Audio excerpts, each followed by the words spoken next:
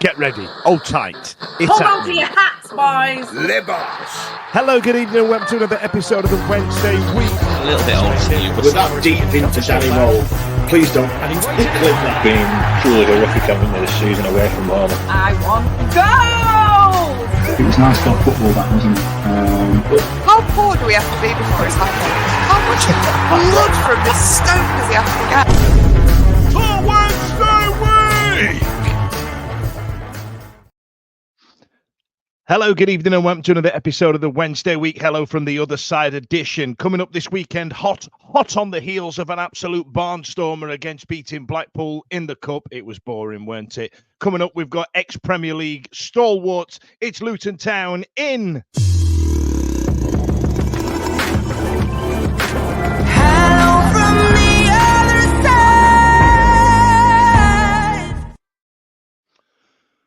Lewis, welcome to the show. Can you tell me what's the name of your podcast in case anybody wants to check it out? Let's get the adverts done early doors. Oh, it's very kind of you, Dan. I'm from Oak Road Hatter podcast. Now, does the away end get discussed on your podcast? Because you don't hear much about it. We don't hear anything about it, to be fair. It's quite a quiet thing, very rarely discussed. Ironically, none of us actually sit in the Oak Road, but that is the name of the podcast. Actually, yeah, that's that's actually a really interesting point. You've probably never been in there. Now, Lewis, welcome to the show, buddy. Now, normally we spend about 20 minutes previewing the next game, but obviously Luton Town,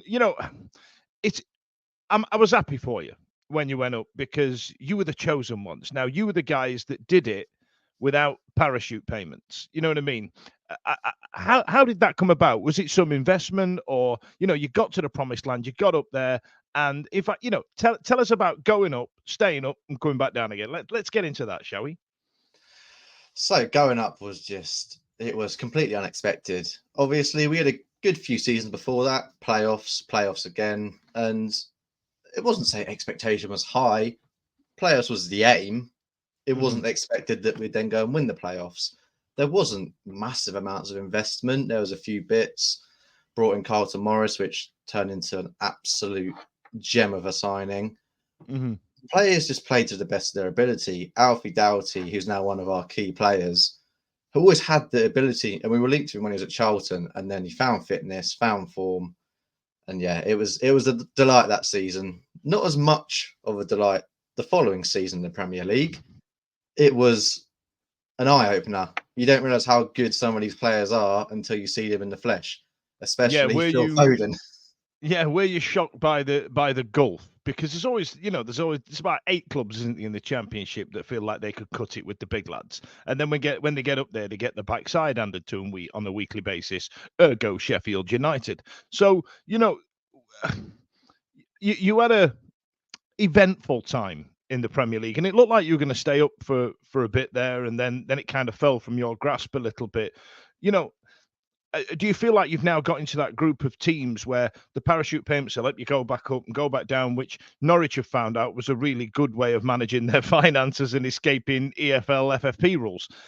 You know what I mean? Do you feel like you've entered that group of teams?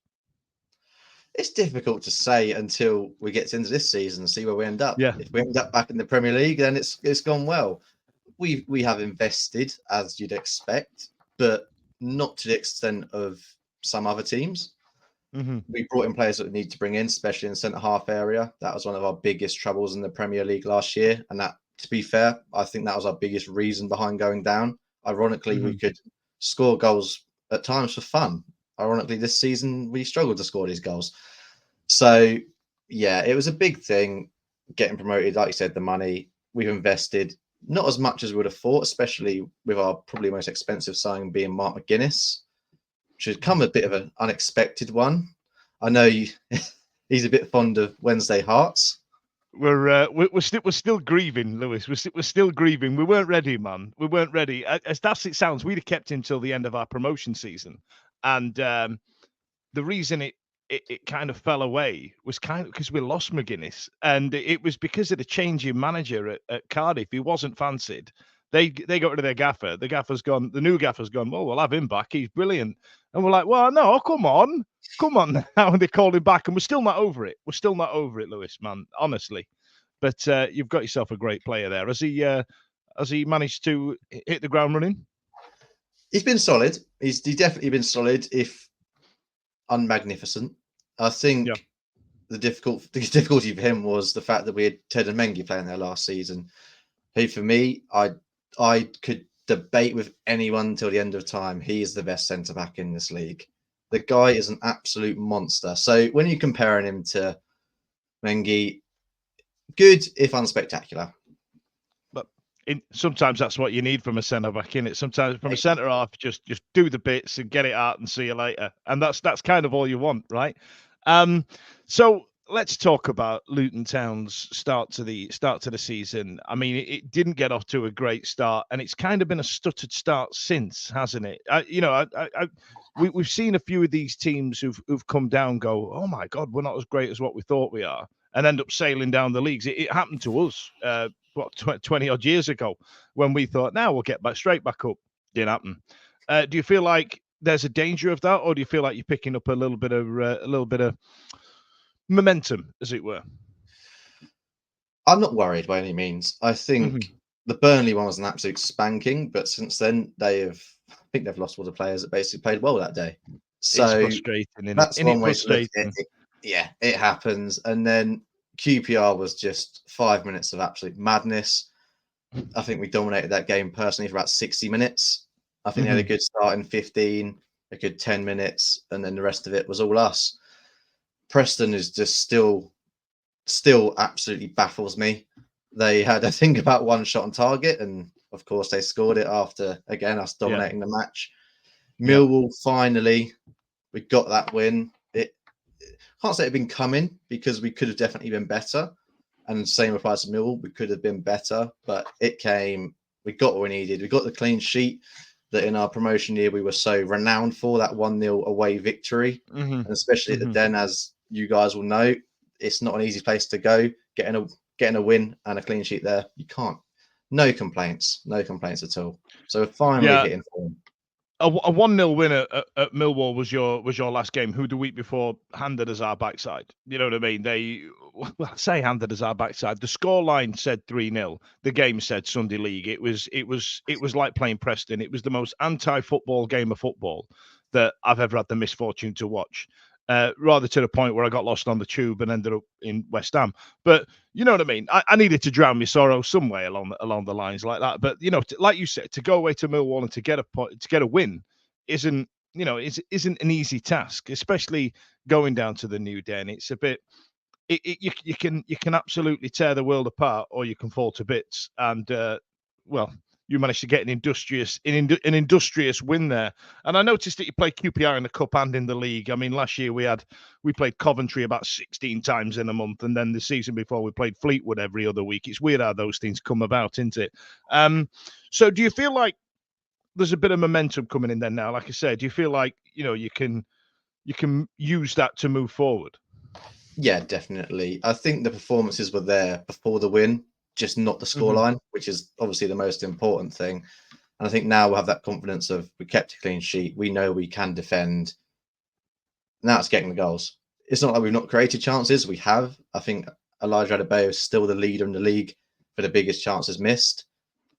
Whether you like stats or not, that is a stat and it is a fact. So the chances are there. Sooner or later, he will convert one. And then I think he will convert 2, 3, 4. It will come. Morris has had a bit of a tough start as well, but we've got players that can get goals, especially to Heath Chong. To Heath Chong is if you bought I think Footy Manager 21, 22, we're all aware of him. You know what I mean? All the gamer boys are well aware of him. You get him on loan at a championship club, and you were getting promoted. Has he genuinely been that good? The way that the Footy Manager 21 players believe him to be? Maybe not his absolute best and ceiling, but he's still been very good. The man picks up about 17 fouls a game, which gets you up the pitch. It's time waste if you need it. And he beats players for fun, which is quite weird because he's not the quickest player in the world, but his touch, his knowledge, his just mental capacity to know when he wants a foul, when he's going to get fouled, or if you can just let it run past you, he's got so many ways to beat a man, and at times he's just an absolute joy to watch. Yeah, there's a way that those big team youth players use their body that you just don't, you can't teach anybody unless you're doing it regular. At the back we've got Deschamps Bernard, who probably played in the same team as Chong at some point, and there's a sixth sense that they have of where to be and what to do, that you kind of like, who's taught him that? Where's that come from? The best at it being, like you mentioned earlier on, Phil Foden. You're kind of like, wow, that's impressive. So during your time in the Premier League, you signed those Premier League stalwarts in Andros Townsend and Barkley and those types of players. How many did you lose coming down? So notably, we have lost Barkley. For me, I'm only 23, but he's the best player I've seen us have by a country mile. The guy he made football look easy. And I think the fact that he stood out against City and Arsenal midfield says a lot. Townsend we lost recently after a massive transfer saga where the team he joined had a transfer ban that has now went through about a week ago. So he has left us. Gabe Osho, who was a good player with us for a few years before that, he's gone. But obviously, I said we brought in McGuinness.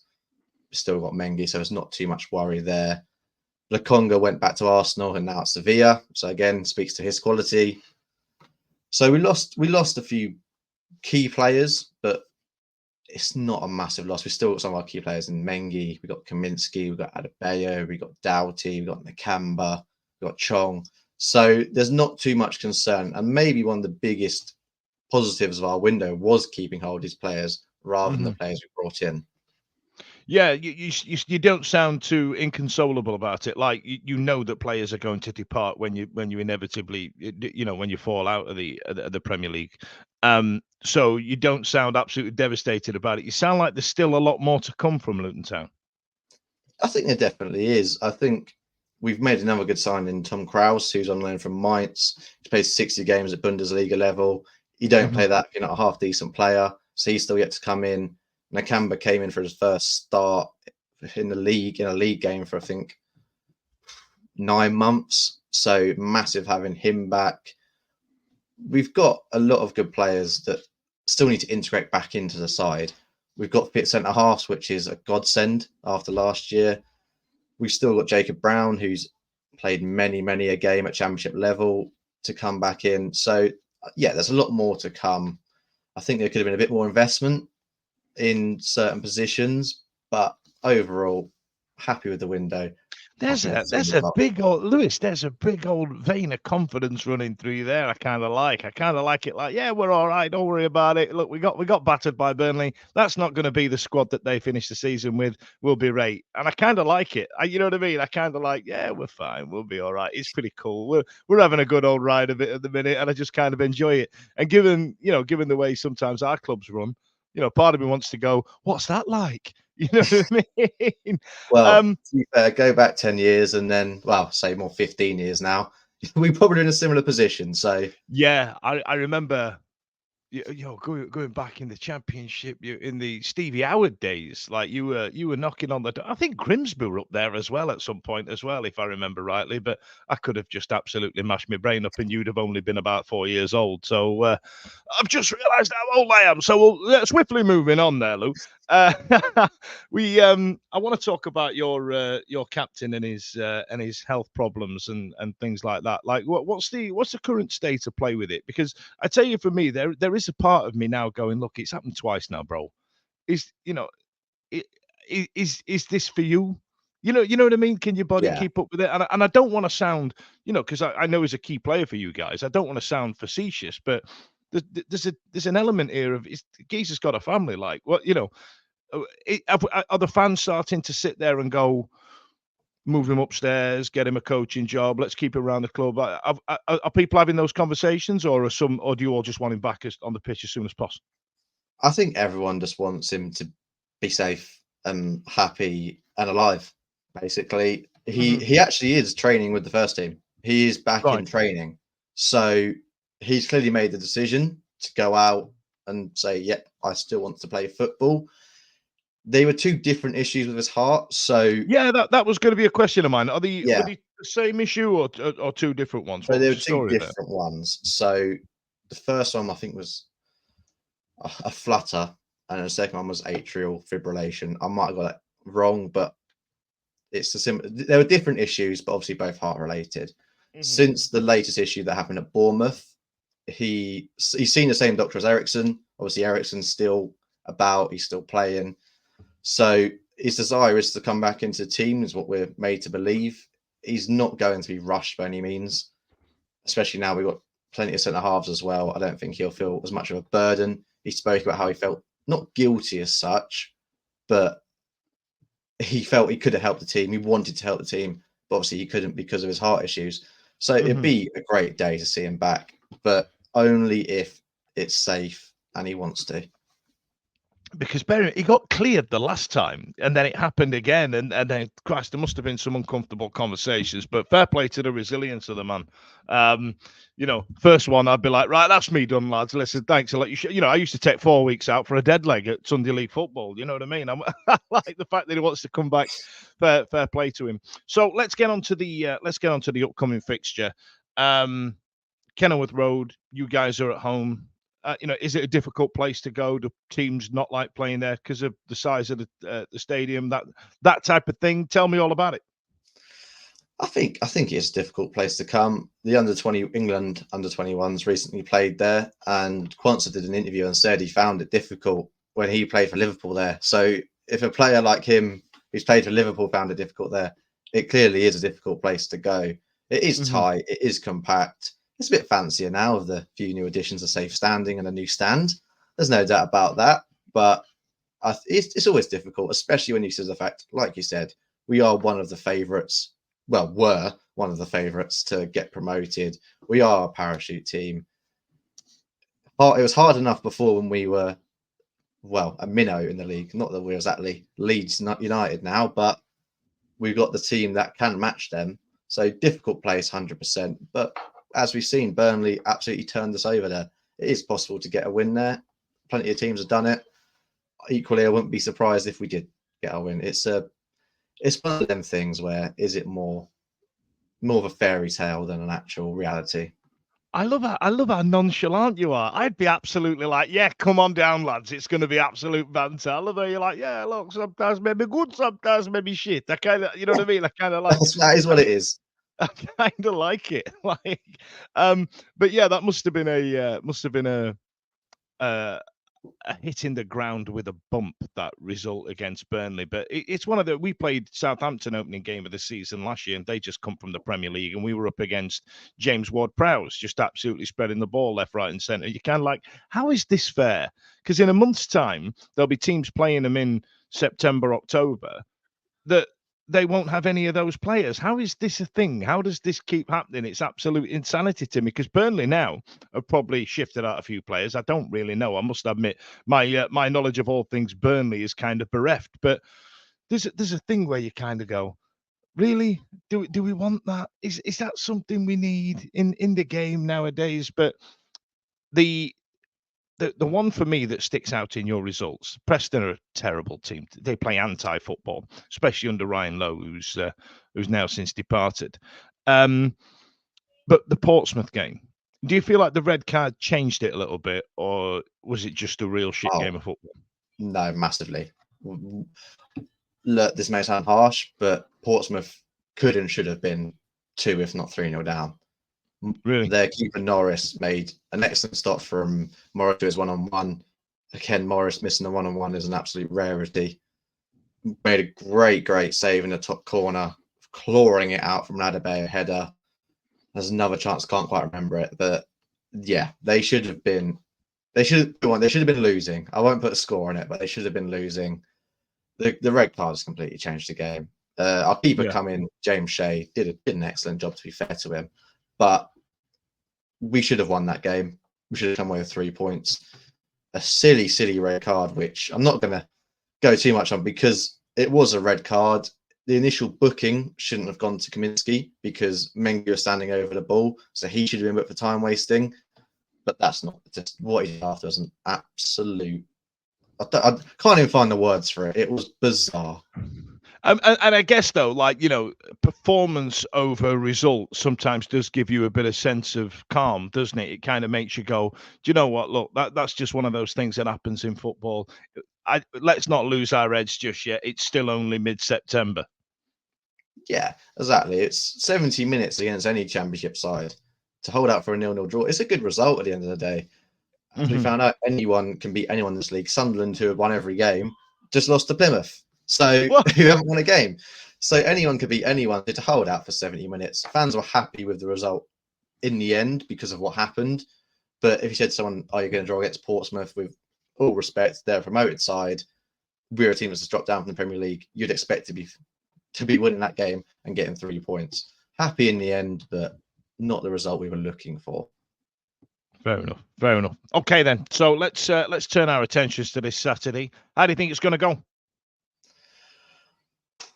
It's a very difficult one to answer, that one. It's mental, isn't it? This league's mental. You can look at teams and go, you know what, we're going to batter them, or that they're going to be a difficult challenge. This team, especially after that Plymouth result on Saturday, you're kind of like, well, I don't know, 4-4. Yeah.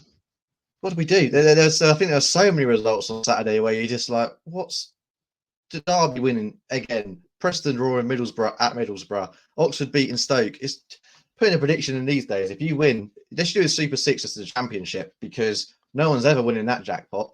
But I think if we play at our best, we do have, and we are one of the best teams in the league when we play at our best. I like Danny Rowe as a manager, but a midfield two of Bannon and likely Charles. Charles, as good as he is a bit inexperienced. Similar to Bannon, plenty of experience, and I still massively rate him. But he's 34 now. Are his legs, with the way we play, a lot of pressing, are they going to stand up to a full 90 minutes? On our pod, I went for a 3-1. I think after that winning game, getting a goal, keeping it tight, I can't see us conceding too many. I know you got some threats in Ugbo, Lowe, Windass, who again I massively rate Windass. I want to get him when you went down that season in Championship. Didn't turn out that way because he's also a bit of a shithouse, which I love. Absolutely. But yeah, 3-1 was what I went for, so I'll stick with that. That's fair enough. That's fair enough. I'm thinking like a Desmond. I just want a good performance. I'm like you. I'm like, let's just get a performance in because, you know, we had 3 losses on the bounce. We beat Blackpool at the, 1-0 last night, and it was dour with our reserve team. So, we don't know where we're going to be or how we're going to play. And those attacking players that you mentioned, like Lowe, Windass, and Ugbo, there's a point where you kind of like, just get one off your arse, lads. Just get, because on their day, like Windass, when his tail's up on a big game, he's absolutely unplayable. But when he's shit, he's really shit. I think that's the life of a winger, isn't it? When they're playing well, they're unstoppable. When they're having a stinker, they are having a stinker. Listen, Lewis, thanks a lot for joining us, mate, and I hope you have a great time on Saturday. Don't forget to like and subscribe and get involved on the Oak Road podcast. Did I get that right? Oak Road Hatter, but if you type in Oak Road, I'd be surprised if you didn't find it. Thanks a lot for joining us. See you later.